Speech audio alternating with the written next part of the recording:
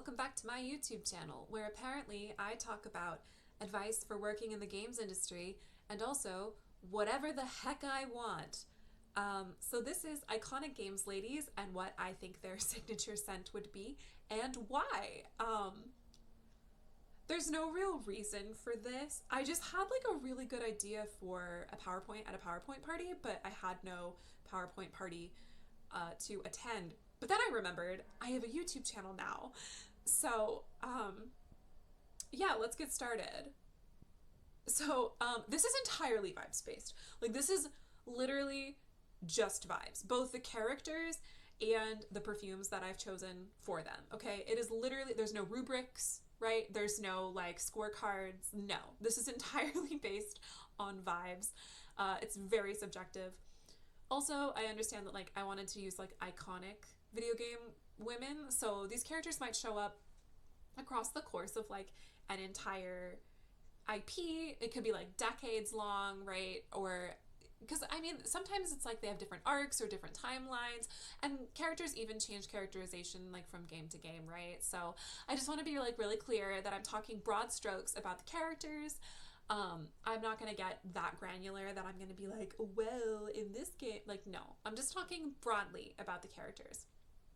Also, all of this it's just my opinion, okay? I'm just doing this for fun on like a Thursday night, okay? Like, let me live. But also, if you want to fight out your opinions in the comments, you're totally welcome to, I suppose.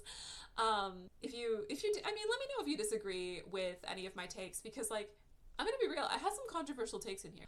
Also, if this helps you find a new scent that you really like, also let me know. That's fun. I love that. So, without any further ado, let's get into it. Up first, we have Miss Aerith Gainsborough. Okay, we know her, we love her. I love Aerith. I think she's great.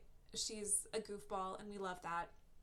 And before she became an eco-terrorist, I guess, she was a flower seller. So the perfume that I chose for Miss Aerith is Gucci Flora. Okay, so the Gucci Flora line actually has like a bunch of different bottles of different colors, but I specifically am choosing the pink one. It's even pink. Like, it's even pink. It even matches her character design, okay? Anyway, so it's the pink bottle. I think it's called Gorgeous Gardenia. So I actually have a sample, like a 1 milliliter bottle of this that I got from Sephora during when it's the month of your birthday. A lot of people don't know this. When it's the month of your birthday and you have the Sephora rewards program, you can actually go and get a little free like birthday gift. So next time it's your birthday month, go get your free little gift from Sephora. Like, you don't even have to buy anything. Like, you can just walk in and just be like, hi, birthday gift, please. Anyway, so they gave me a little sample bottle of Gucci Flora, and I'm gonna be real, I was nervous. I was nervous about it because I'm actually not super into floral scents. I have like a very, very low tolerance for sweetness in perfumes. So I was like, ooh, I don't know about this. I actually really, really like this scent. So you can see here, and the screenshots are from, it's called Fragrantica, if you're not like familiar, if you're not like a perfume person.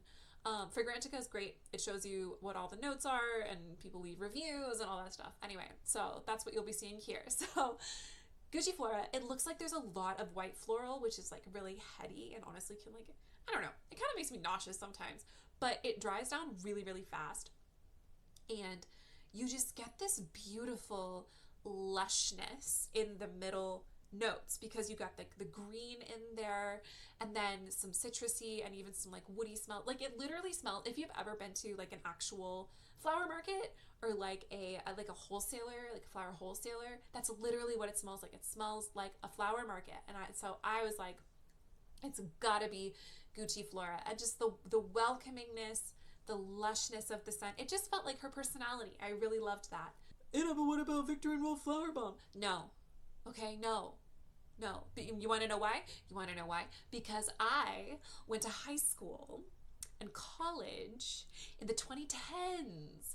So I have smelled more Victor and Rolf Flower Bomb than like anyone ever should, okay? I'm over it. I'm done with Victor and Rolf Flower Bomb. So she is a Gucci Flora girl, okay? That's what I've decided. Moving on. bestie, Tifa. Okay, so when I was choosing these two, I wanted to choose perfumes that were kind of like the two of them, right? Like they go everywhere together. They're best friends, but they have really different personalities. So Tifa, she's got a little bit more of an edge to her, right? And she's a little bit more, I don't want to say serious, but she's a little less like happy-go-lucky. So I wanted a scent that would still really complement the flowers of Aerith's, but also really felt like her. And the one I ended up choosing is Jo Malone's Lime, Basil, and Mandarin. Okay, hear me out. This has bartender vibes, okay? It's got, with the lime and the basil. Okay, so I actually have this scent. I love it. I really, really love this scent. I like to wear it in the summer when it's like super, super hot.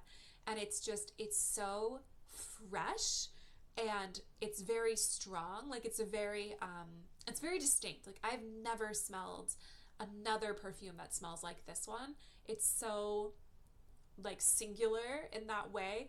And then it's also got the sweetness from the lime and the basil in it. So it's like I'm here and you're gonna know that I'm here, but I'm also kind of a sweetheart, which to me really feels like Tifa. And again, like with the lime and everything, it just feels like what a bartender would wear. And so I feel like that's really, really it's really solid for her.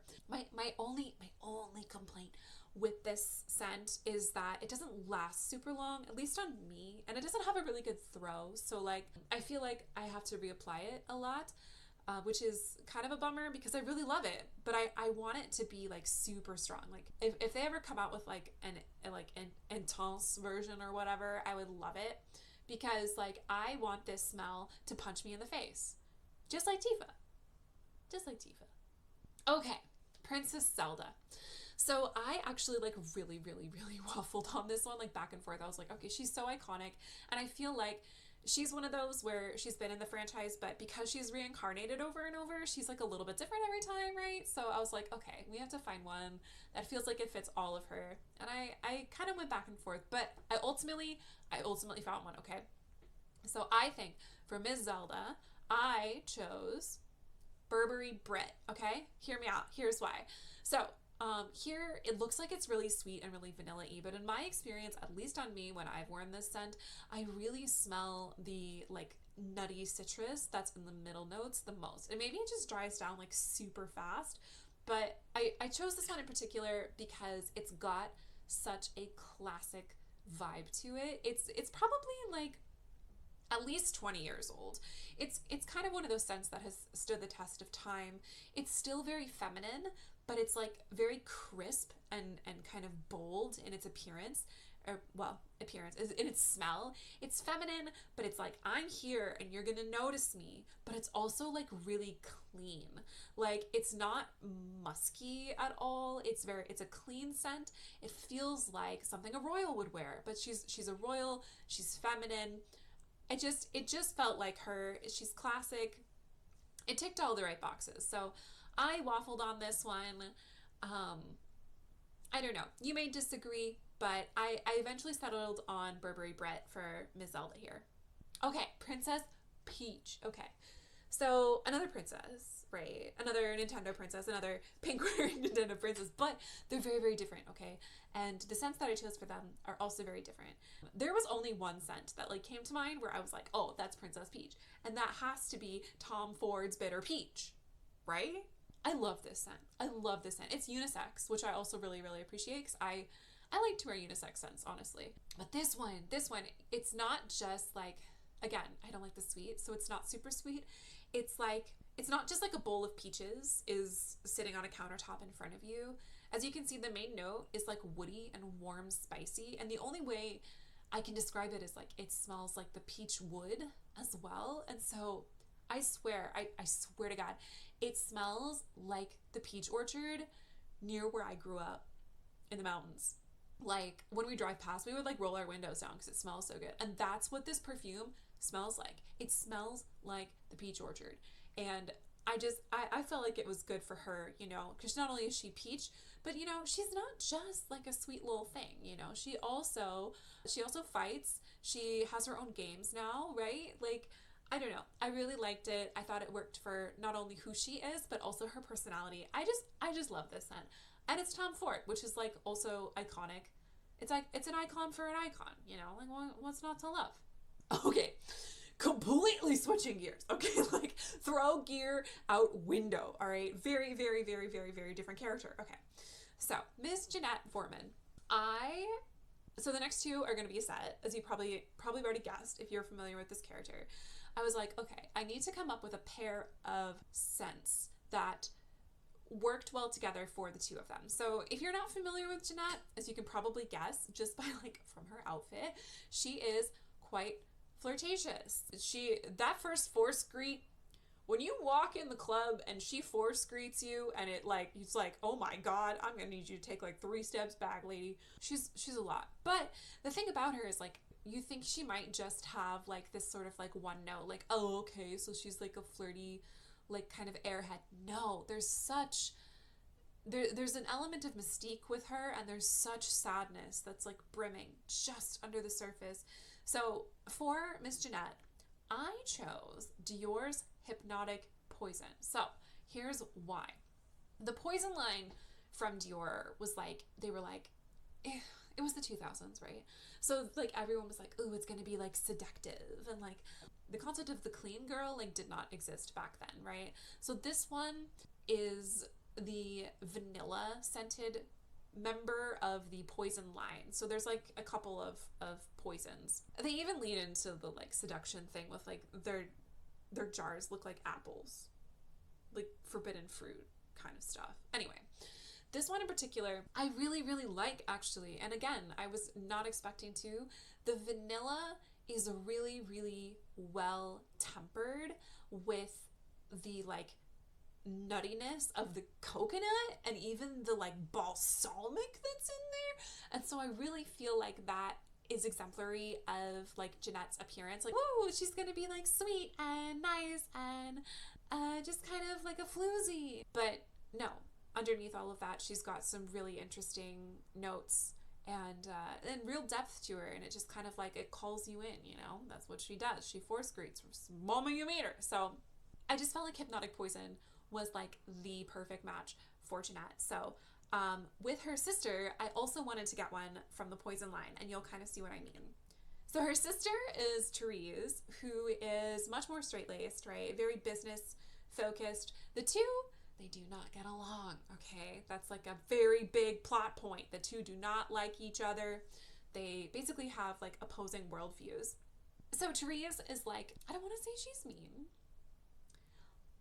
I just think she's intense.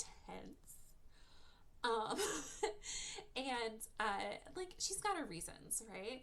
But I also wanted to give her something from the poison line because I still think she has like girl boss vibes, but girl boss in the way she knows she's gorgeous, but she also gets what she wants. Like, I am the hottest person in this Kinko's right now. Like, I am the hottest person at this Walgreens photo center, and I am going to make sure that my presentation on Monday is going to be flawless.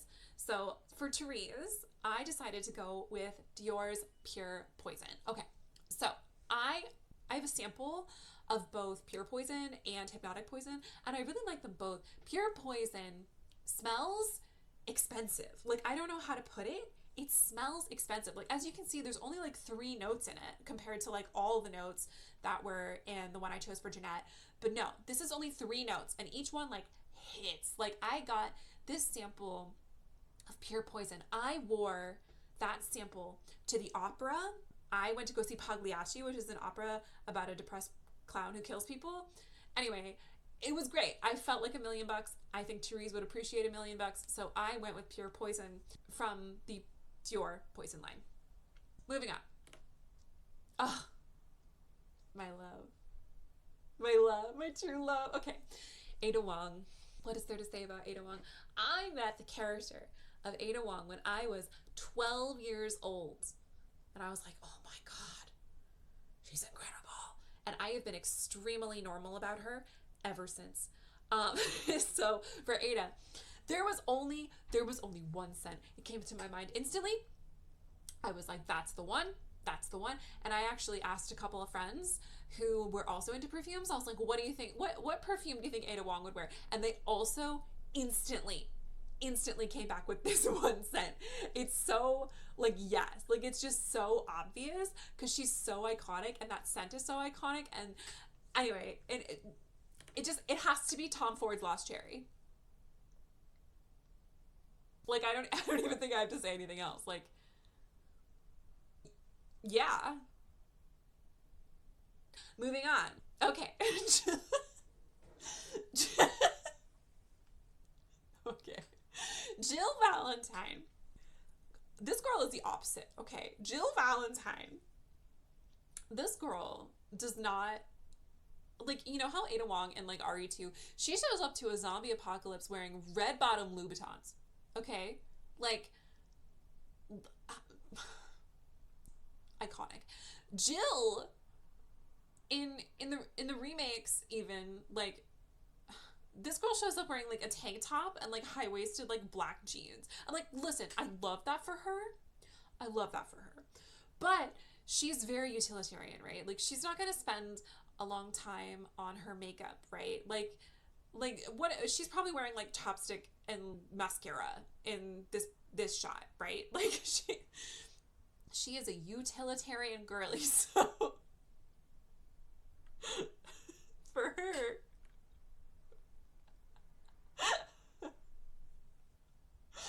this girl, she has had this plastic Victoria's Secret Lovespell body spray. She bought this thing at a mall, like a physical mall in, like, 2014. And she, like, she very rarely wears perfume, right? So she's just going through the same bottle of Lovespell. And I don't know why, but, like, okay, Jill Valentine feels, like, incredibly millennial coded to me. I don't know why. I couldn't tell you. But, like, when I think of, like, millennial coded scents, I think of Victoria's Secret Lovespell. Like, it's like a body spray. Like, it's not even like an eau de toilette. It's not even like an eau de parfum. Like, it's just a body spray. Like, I have had to smell this exact scent, like, in every, like, locker room in high school. Like, it's so millennial coded. And Jill is just, I don't know, like, she's very millennial. Like, look at that woman and tell me she's never said the word doggo. Like, she oh my god, I'm gonna get canceled by all the Jill stans. Okay, we have to move on, but she's using the same Victoria's Secret Lovespell that she's had for, like, over a decade. Okay. Alyx. I love Alyx Vance. Okay, who doesn't love Alyx Vance? I was, like, thinking about the various perfumes that could be hers. And I came to one because I let me just tell you. Alyx Vance is, to me, she's totally Le Labo's Thé Noir 29.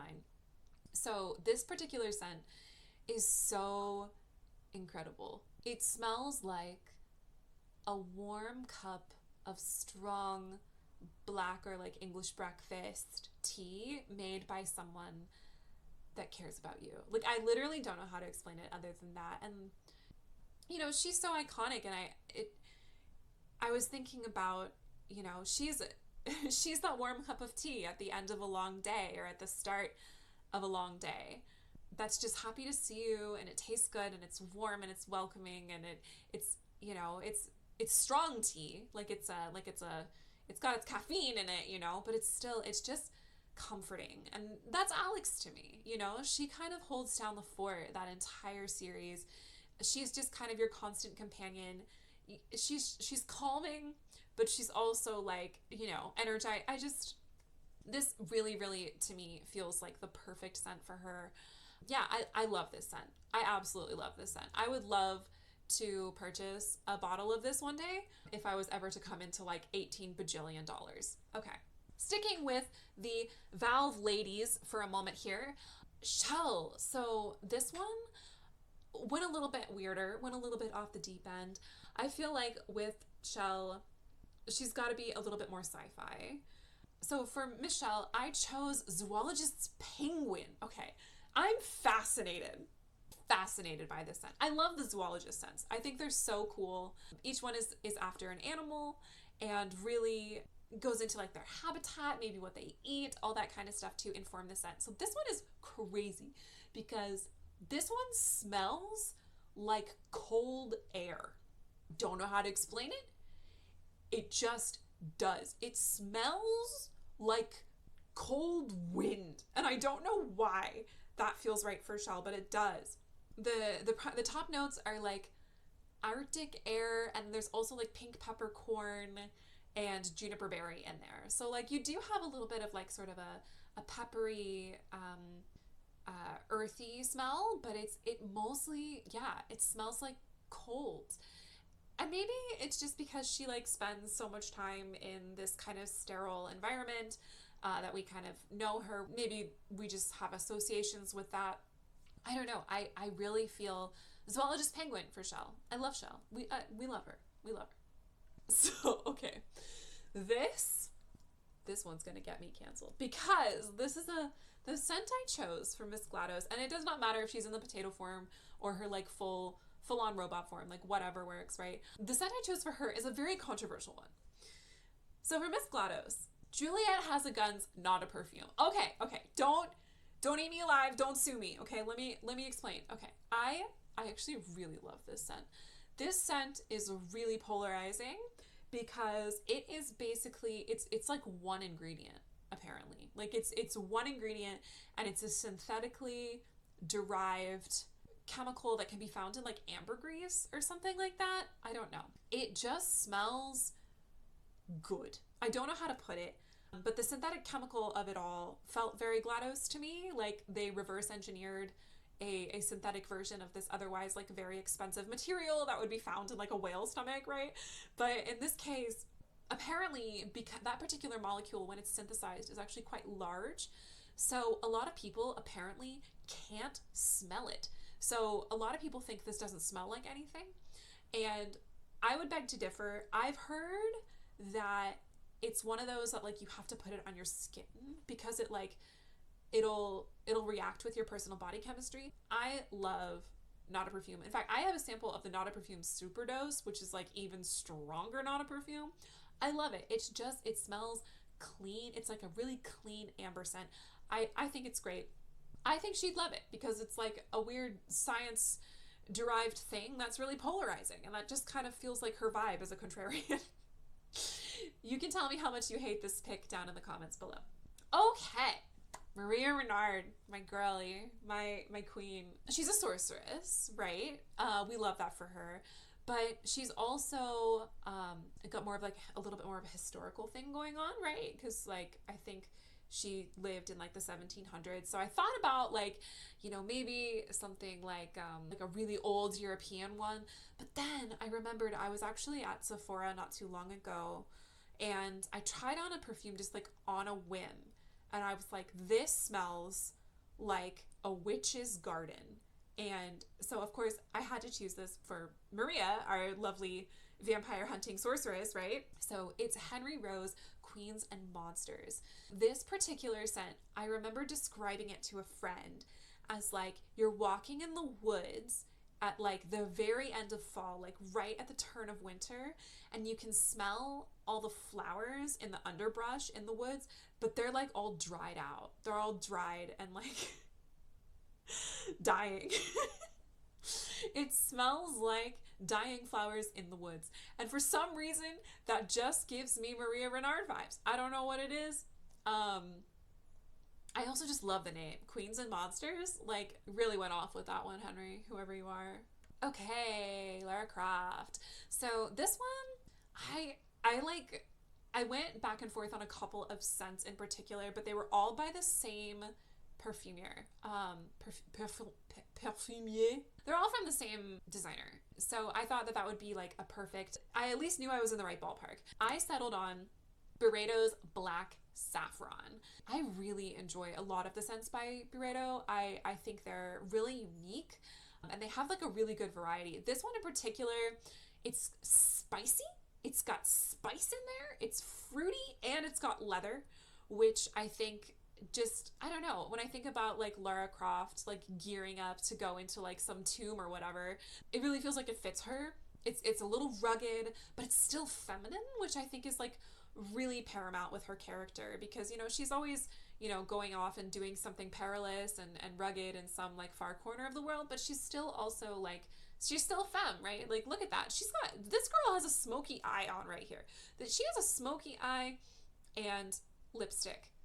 Maybe gloss. That might be a gloss right there. Like, I want to know what setting spray she uses, because she's got like the glass scan working underneath all that grime. Anyway, this is what I chose for Lara Croft. I like this scent. It's not like for me. Like, I wouldn't wear it, but like I would like it on other people, you know what I mean? Okay, Yennefer. So I thought about a couple of different scents for Yennefer, and then I kept coming back to this one over and over again, and I checked in with a couple of my friends again who were like really into perfumes, and they also agreed. So for Yennefer, we ultimately decided on Nest's Indigo. I absolutely love this scent. I know it like popped off on like TikTok or something. I don't know. It apparently went viral somewhere, but I've really liked this scent since it first came out. I've always heard it described as like a rainy evening with a book. Like nice and quiet and tranquil rain, and that sense of like wet earth with the flowers and everything like that. And it, oh, my cat's here. He has thoughts. It really sort of feels like it captures Yen's sort of like moody nature, but also the delicateness and the sweetness that is also there with her. So I don't know. I really like this fragrance, and I think it's a really good match for Yen. I only did Yen, by the way. I'm not doing Tris because I don't like her. Moving on. Alice Liddell. So I love Madness Returns. Like, Madness Returns, what a game, okay? Like, so few games let you have a fun little new dress. Like, whenever you move to a new zone, like, we gotta start bringing that back. Like, we gotta start dressing our horror girlies to the nines again. Anyway, so Miss Alice, whether you've played it in Madness Returns or the original, like, American McGee's Alice, I really, there was one scent that I was like, this has to be hers. And again, it's a little bit of a controversial one. It's kind of got, like, Juliette Has a Gun vibes. And that's Glossier's You. I think this one in particular feels like Alice. And the reason for that is that this particular one, it's meant to enhance your normal body chemistry's smell. So like we can't smell it really, not consciously anyway, but like everyone's unique body chemistry has like a unique composition, right? And so this one is meant to basically play up what yours naturally is, hence you, right? So it supposedly smells a little bit different on everyone, and that's cool. That's fine. I like that. I have no issue with that. What's really interesting, I think, is the top note on it is iris, which I feel like, I mean, I think it's actually in that indigo that I just gave to Yennefer, but I don't feel like I see that particular scent a lot, and it feels really unique. And because, you know, she's in her actual life in Victorian England, which is like not a nice place to be, but she's got her like grounded life, and then she's got this sort of like fantasy life with Wonderland. I felt like playing up of what is naturally you felt thematically appropriate for Alice. And I don't know, she's giving me iris vibes. Maybe it's the blue of the dress, I'm not sure. This is what I picked for Alice Liddell. Okay, so FemShep.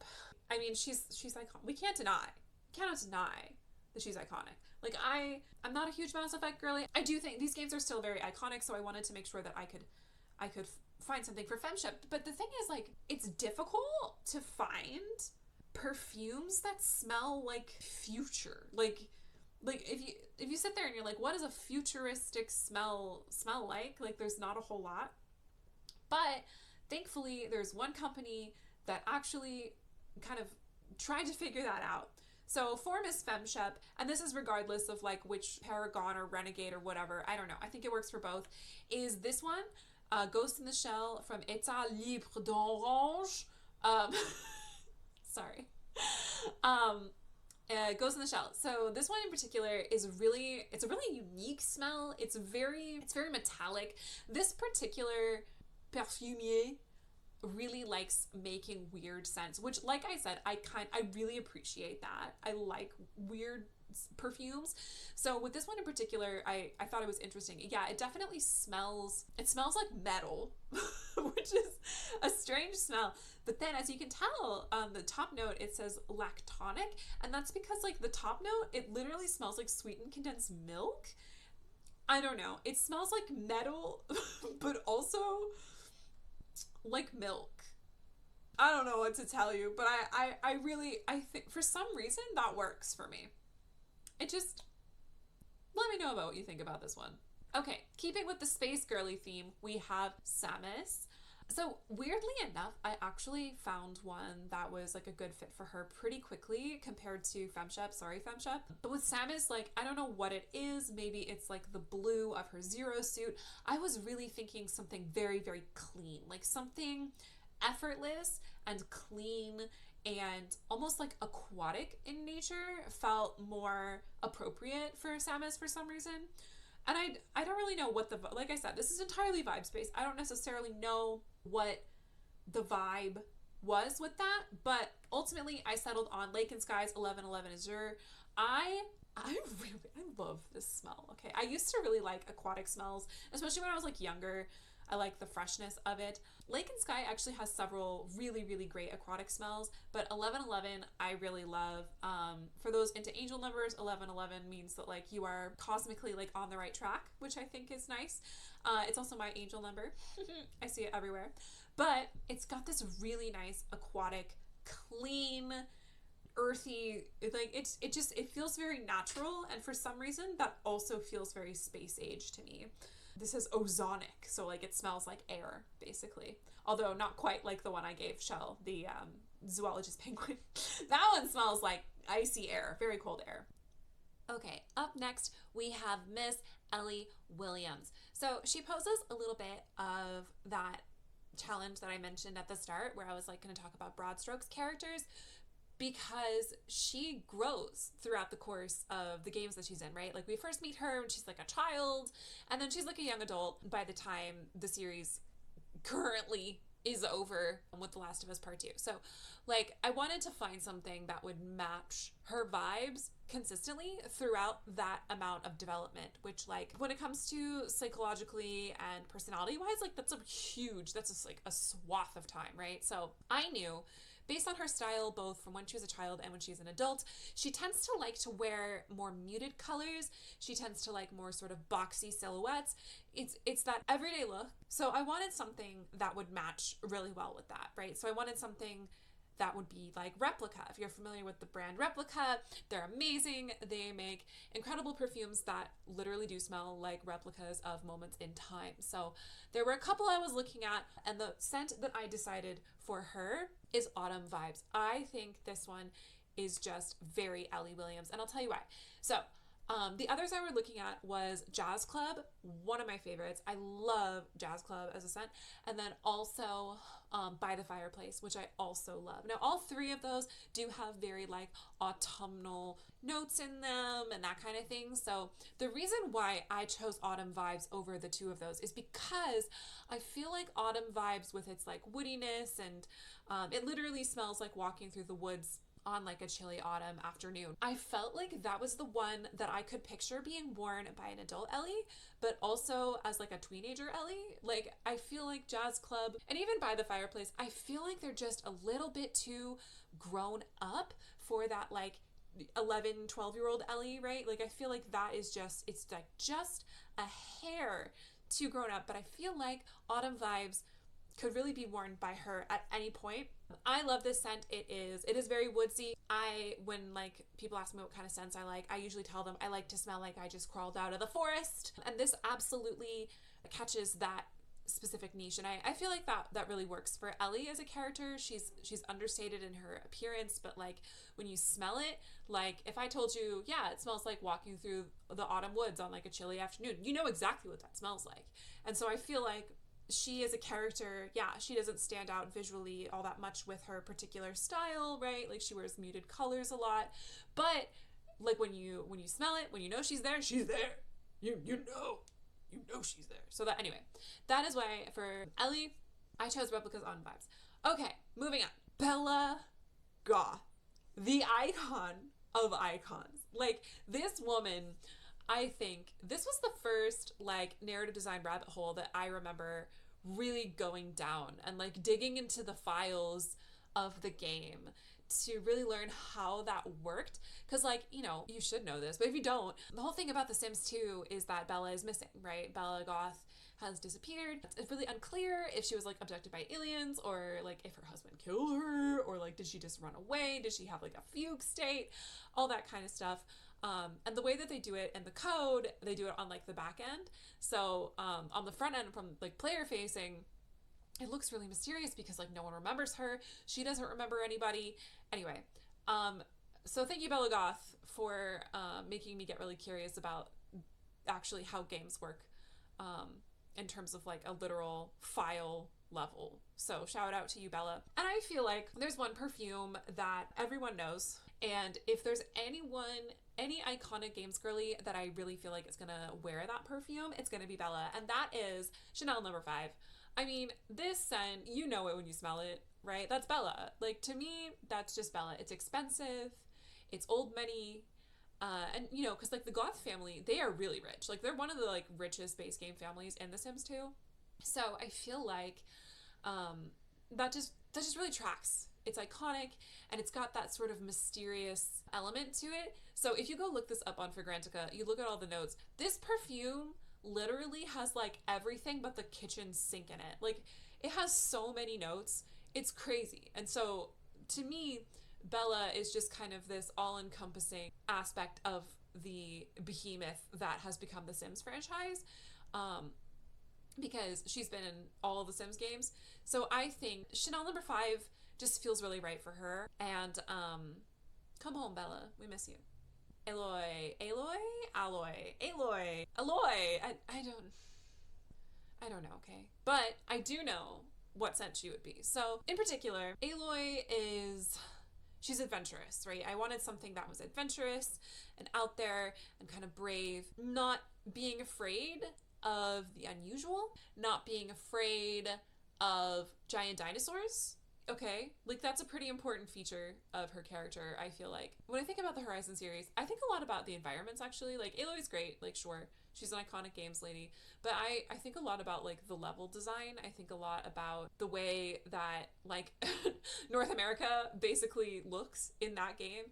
And so for her scent, I had to go with one of my favorite scents. I genuinely love this scent. I know I've said that, like, about a bunch that I've put in here, but that is Mojave Ghost by Burrito. And I love this scent. Like I've said like multiple times, I'm not a big flower scent girly, but this one in particular, I absolutely love, because it's got this one flower in it that is known as like the ghost flower. I'm sure it has like an actual name. It's white and it only blooms like one time a year, and it's got this absolutely gorgeous smell to it. So that flower, it's called like a muskmallow or something like that. I don't remember. But anyway, so this flower is the crux of this scent. And then on top of that, it's just got some beautiful like deserty notes. North American desert, but it also feels a little bit it's like if you could have a desert oasis in a bottle, that would be Mojave Ghost. And I really do feel like that is sort of the vibe with Horizon. So I love this. I love this one. Again, it's Burrito, so it's really expensive. So if I ever, you know, magically come into like a ton of money, I would probably buy a bottle, but otherwise I'm just gonna have to stick to my like little decants of it that I buy from like Surrender to Chance for like $3. Okay, next one. Oh, that's it actually. Well, that's all I got. Thank you so much for watching. This has been a little absurd thing, and I hope you enjoyed. Let me know how much you liked and or hated my choices in the comments below. Also, if you'd like to see more of these, let me know. I really don't know much about like masculine perfumes, colognes, scents in general, so maybe I need to like get good, and then I can do like iconic video game guys and what scents I think they would be. I mean, I could do that too also with femme perfumes, but well, let me know what you think. Let me know what you think. Thank you for watching. This has been very bizarre. Goodbye.